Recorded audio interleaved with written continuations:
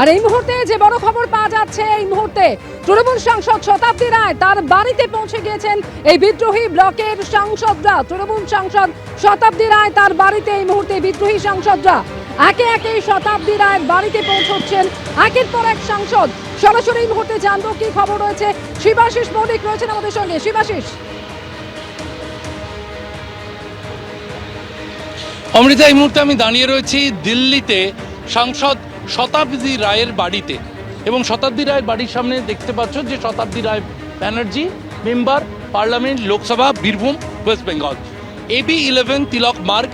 এই যে বাড়ি শতাব্দী রায়ের, এই বাড়িতেই কিন্তু সান্ধ্য বৈঠকে বসেছেন বিদ্রোহী সাংসদরা। তৃণমূলের যে বিদ্রোহী সাংসদরা রয়েছেন তার মধ্যে জগদীশ বাসুনিয়া, অসিত মাল, বাপি হালদার, আবু তাহের, খল্লুর রহমান, এরা ইতিমধ্যেই পৌঁছে গিয়েছেন। শর্মিলা সরকার, তারা ইতিমধ্যেই পৌঁছে গিয়েছেন এই শতাব্দী রায়ের বাড়িতে, এবং সেখানেই সান্ধ্য বৈঠক হচ্ছে। অর্থাৎ দুপুরবেলা যারা বৈঠক করেছেন ভূপেন্দ্র যাদবের বাড়িতে, তারা সন্ধ্যাবেলা বৈঠক করছেন শতাব্দী রায়ের বাড়িতে। এবং তাৎপর্যপূর্ণভাবে হচ্ছে, যে সময় ভূপেন্দ্র যাদবের বাড়িতে বৈঠক হয় সে সময় উপস্থিত ছিলেন ভূপেন্দ্র যাদবের বাড়িতে মুখ্যমন্ত্রী শুভেন্দু অধিকারী। এবং দিল্লিতে কান পাতলে যা শোনা যাচ্ছে, ফের একবার পশ্চিমবঙ্গের মুখ্যমন্ত্রী শুভেন্দু অধিকারীর সঙ্গে বৈঠক করতে চাইছেন এই বিদ্রোহী ব্লকের সাংসদরা। এবং শতাব্দী রায়ের বাড়িতে তারা যে জড়ো হয়েছেন, যারা জড়ো হয়েছেন তারা অপেক্ষা করছেন আরও কিছু বিদ্রোহী, যেমন তেমনি অপেক্ষা করছেন পশ্চিমবঙ্গের মুখ্যমন্ত্রী শুভেন্দু অধিকারী।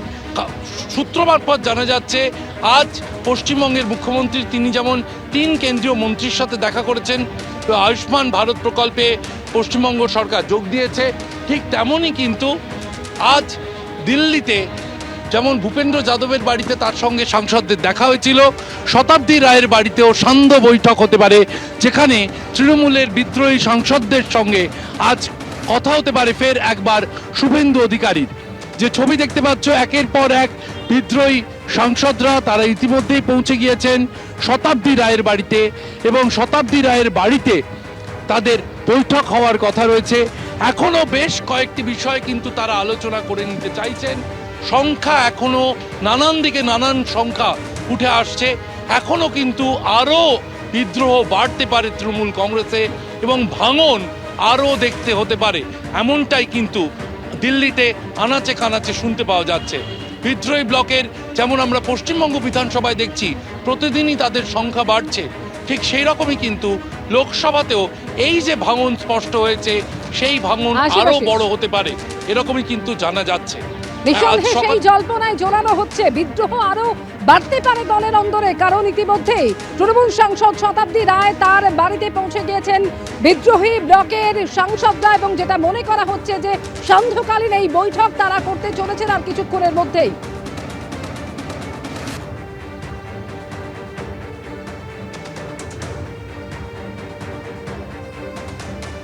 দিল্লিতে যখন রয়েছেন মমতা বন্দ্যোপাধ্যায়, তখনই ভেঙে চুরমার হয়ে গেল তৃণমূলের সংসদীয় দল।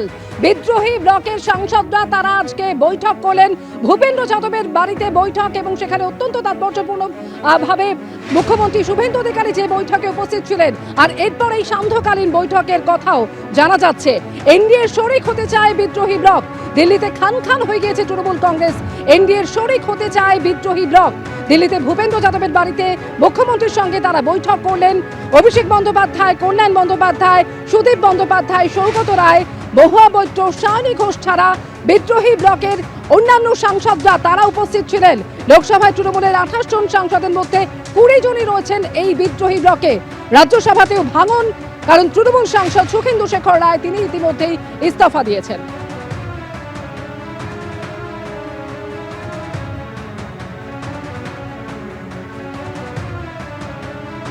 একদিকে যখন বিদ্রোহী ব্লক, যেখানে সাংসদরা তারা ইতিমধ্যেই বৈঠকে যোগ দিচ্ছেন, এবং ইতিমধ্যেই আপনারা জানেন যে আজকে ভূপেন্দ্র যাদবের বাড়িতে তারা বৈঠক করেছেন, আর এরই মধ্যে সুখেন্দু শেখর রায় তিনি ইস্তফা দিলেন আজ। রাজ্যসভাতেও তৃণমূলের ভাঙন আরো চওড়া হলো, দল ছাড়লেন সুখেন্দু শেখর রায়। দলে বেলাগাম দুর্নীতির কারণ দেখিয়ে সাংসদ পদ থেকে ইস্তফা সুখেন্দু শেখর রায়ের, এবং দলও ছাড়লেন তিনি।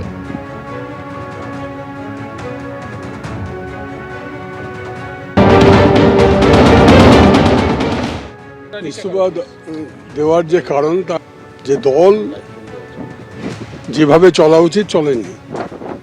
এত বড় বিপর্যয় হলো কেন তার কারণ অনুসন্ধান করার কোনো চেষ্টা করেনি।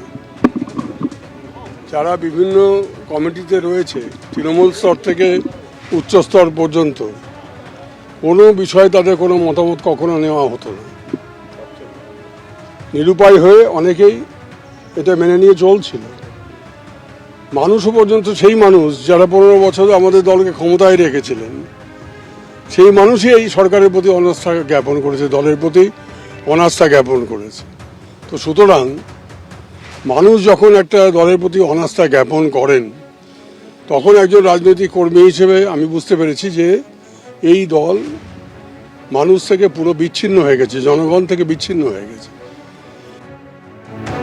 দিকে দিকে তৃণমূলের অন্দরে বিদ্রোহ ক্রমশ বাড়ছে। আগেই পরিষদীয় দল ভেঙে গিয়েছে, আর এবার তৃণমূলের সংসদীয় দলেও ভাঙন। তার কারণ বিদ্রোহী ব্লকের সাংসদরা তারা আজকে বৈঠক করলেন এবং সান্ধ্যকালীন বৈঠক শুরু হতে চলেছে তৃণমূল সাংসদ শতাব্দী রায়ের বাড়িতে। এবং যেটা জানা যাচ্ছে লোকসভায় তৃণমূলের যে সাংসদ সংখ্যা রয়েছে অর্থাৎ 28 জন সাংসদের মধ্যে 20 জনই রয়েছে এই বিদ্রোহী ব্লকে। আর এই সমস্ত কিছুই দিল্লিতে বসে আজকে দেখছেন মমতা বন্দ্যোপাধ্যায়।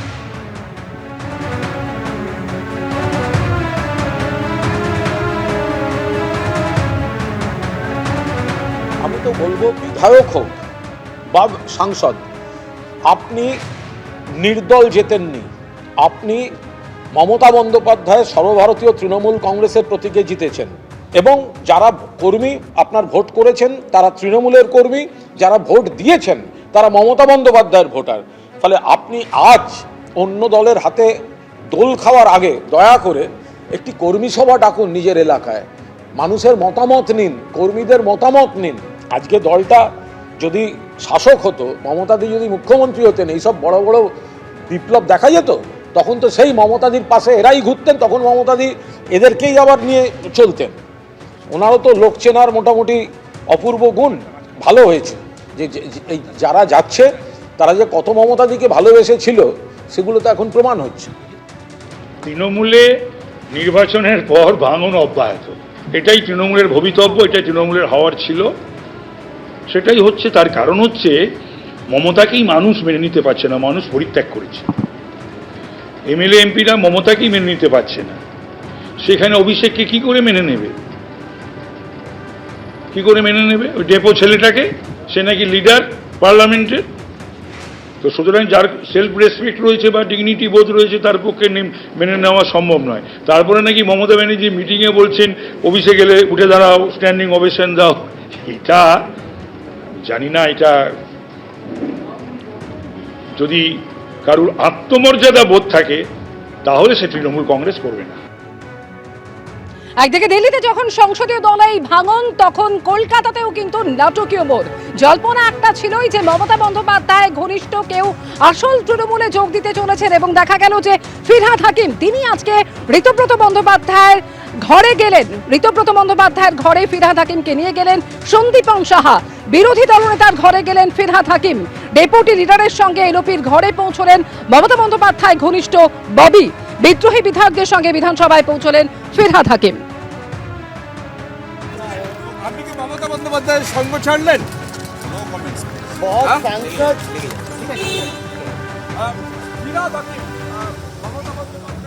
ফিরহাদ হাকিম, মমতা বন্দ্যোপাধ্যায়ের অত্যন্ত আস্থাভাজন ফিরহাদ হাকিম, তিনি আজকে বেরিয়ে যাচ্ছেন বৈঠক করে। ফিরহাদ হাকিম আমরা দেখতে পাচ্ছি সেই ছবি। No comments. No comments, please. No comments, please. Firhad Hakim Mamata বন্দ্যোপাধ্যায়ের আস্থাভাজন থেকে বেরিয়ে তাপস রায়ের সঙ্গে কথা বললেন। অর্থাৎ দিল্লিতে যেখানে ভাঙন স্পষ্ট, সেখানে এখানেও ভাঙন ক্রমশ চওড়া হচ্ছে। দিল্লিতে যেটা সর্বশেষ সিদ্ধান্ত জানা যাচ্ছে, শর্মিলা সরকার এমপি যেটা আমাদের সঙ্গে কথোপকথনে জানালেন যে ভূপেন্দ্র যাদবের সঙ্গে তাদের বৈঠক হয়েছে এবং সেই বৈঠকে উপস্থিত ছিলেন রাজ্যের মুখ্যমন্ত্রী শুভেন্দু অধিকারী এবং বিপ্লব দেব ত্রিপুরার প্রাক্তন মুখ্যমন্ত্রী। ভূপেন্দ্র যাদবের বাসভবনে বেলা 12টা থেকে 2 ঘন্টার প্রায় বৈঠক হয় এবং সেই বৈঠকে তৃণমূলের 20 জন এমপি সেখানে উপস্থিত ছিলেন। সেখানে যেমন কাকলি ঘোষ দস্তিদার ছিলেন, প্রসূন বন্দ্যোপাধ্যায় ছিলেন, খলিলুর রহমান ছিলেন, শতাব্দী রায় ছিলেন, দেব ছিলেন এবং আরও অনেকে ছিলেন।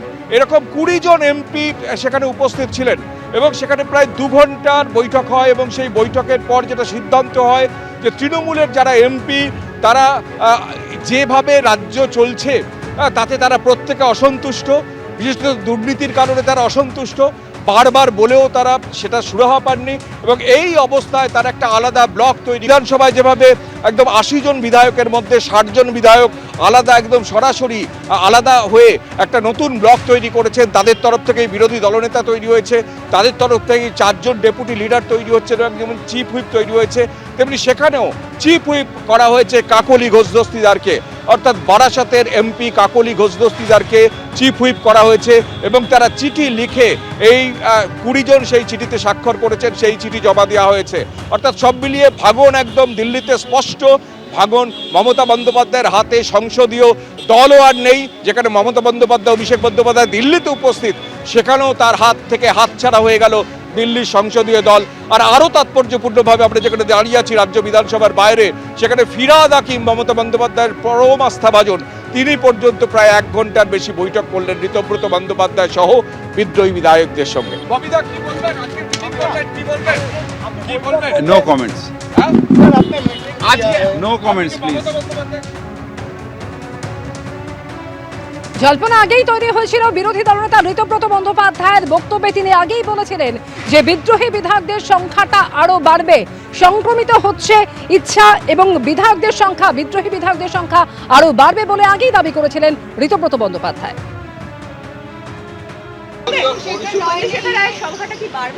আমার ধারণা বাড়বে। ইচ্ছার ঐক্যের এই যে যারা ইচ্ছার ঐক্য প্রকাশ করছেন, এই ইচ্ছা সংক্রমিত হচ্ছে। আর দিল্লি থেকে কলকাতার দূরত্ব, কলকাতা থেকে দিল্লির দূরত্ব মাত্র 1435 কিলোমিটার। স্বাভাবিকভাবে আমার ধারণা এই সংখ্যা বাড়বে। সংখ্যা তো বাড়বে, ধৈর্য ধরুন না। এখন তো 1টা কুড়ি, 2টো কুড়িতে কি হবে, 3টে কুড়িতে কি হবে আমি তো বলতে পারছি না। সময় যত এগোবে, মানে এটাই তো বিজ্ঞান। বিজ্ঞান হচ্ছে যে আমরা এই মুহূর্তে দাঁড়িয়ে রয়েছি, এক্ষুনি কি হবে, এখানে গাছটা তো ভেঙে পড়ে যেতে পারে, তো পর মুহূর্তে কি হবে সবাই আমরা আক্রান্ত হতে পারি গাছটা ভেঙে পড়ে গেলে। সুতরাং 1 ঘন্টা বাদে 2 ঘন্টা বাদে কি হবে সেটা নিয়ে এখন তো ভেবে লাভ নেই। যখন সময় আসবে আপনারাও দেখতে পাবেন, আমরাও দেখতে পাবো। সিপিএম থেকে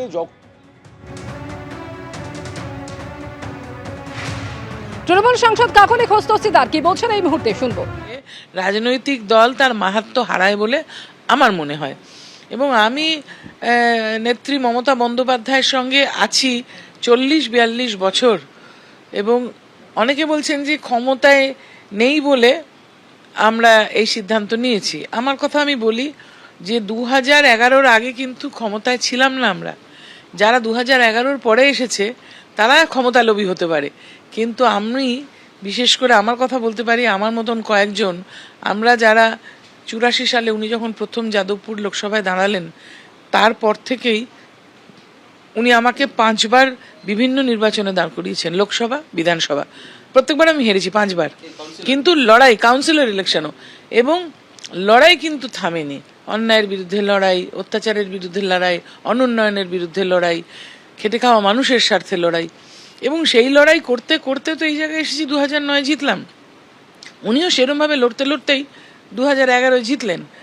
কিন্তু সেই যে রাজ্য সরকারটা 3 বার চলল 2011 থেকে এই 26 অবধি, শেষের দিকে 5-6 বছর সেখানে কিন্তু অনৈতিকতা বাসা বেঁধেছে, সেখানে কিন্তু অনুন্নয়ন বাসা বেঁধেছে, সেখানে নারী নির্যাতন বাসা বেঁধেছে, নাহলে আরজি করার মতো ঘটনা হয় না। আর যতটুকু আমি কিন্তু মাঝে মাঝে বলার চেষ্টা করেছি, মাঝে মাঝে আপত্তি জানিয়েছি, সেটা তো শোনা হয়নি। আর আরজি করার ঘটনাটা সম্পূর্ণরূপে আমার আস্থা, ভরসা, বিশ্বাসের জায়গায় আঘাত লেগেছে। কিন্তু আমি 2025-এ কিছু বলিনি কেন, আপনি জিজ্ঞেস করবেন একটু পরে। 2026-এ নির্বাচন, দলটা তিল তিল করে খেটে পরিশ্রম করে মার খেয়ে গড়ে তুলেছি। আজকে যে টুইটারে আমাকে গালাগালি দিচ্ছে, আমি যখন 96-তে ভোটে দাঁড়িয়েছি, 98-তে দাঁড়িয়েছি, 99-তে দাঁড়িয়েছি, 2001-এ দাঁড়িয়েছি, হেরেছি, তখন সে কোথায় ছিল? তখন স্কুলে পড়তো বোধহয় সেই মেয়ে। সে স্কুল থেকে এসে হঠাৎ করে উড়ে এসে জুড়ে বসে বিরাট নেত্রী হয়ে গেছে, তার গালাগালি শুনতে আমি রাজি নই। কিন্তু এটাও হলো গত 15 দিনে যে পাচ্ছে সে গালাগালি দিচ্ছে, তা ধৈর্যেরও তো একটা সীমা থাকে। আমি যখন খেটে খুঁটে এত বছর কাজ করে মানুষের স্বার্থে মানুষের কাজ করব বলে এসেছি, মানুষের কাজ করতে পারছি না দেখে আমরা সবাই আলাদা বসার সিদ্ধান্ত নিয়েছি। আজকে দিদি আপনারা কতজন লোকসভা সাংসদ ছিলেন এবং কি সিদ্ধান্ত নিলেন সেখানে? আমরা 20 জন ওখানে ছিলাম। 2 জন অনলাইনে মেলে সই পাঠিয়েছেন, 2 জন ওইভাবে পাঠিয়েছেন। কেননা অনেকে বলছেন, শুনলাম একজন ভুইফোর নেতা তিনি নাকি বলেছেন 13 জন ছিল। উনি তো মিটিংয়ে ছিলেন না, উনি কি করে জানলেন 14 জন ছিল? ওনাকে কে খবরটা দিল? কাগজ তো আমাদের হাতে ছিল, সইটা তো আমরা করলাম। সুতরাং তাকে বলতে চাইছি যে আমাদের টোটাল 20 জনই আছে এবং আমরা 20 জনই সই করেছি। সেই চিঠি কি চলে গেছে স্পিকারের কাছে? পৌঁছে গেছে, সেই সময় পৌঁছে গেছে চিঠি। কেননা এগুলো অত্যন্ত গুরুত্বপূর্ণ বিষয়। আমরা উন্নয়নের স্বার্থে, বাংলার উন্নয়নের স্বার্থে, বাংলার মানুষের স্বার্থে, যে মানুষ সম্পূর্ণভাবে এই নির্বাচনে আমাদের বিরুদ্ধে রায় দিয়েছে, সেই রায়কে মাথা পেতে নিয়ে আমরা আলাদা করে কাজ করতে চাইছি। এবিপি আনন্দ, এগিয়ে থাকে, এগিয়ে রাখে।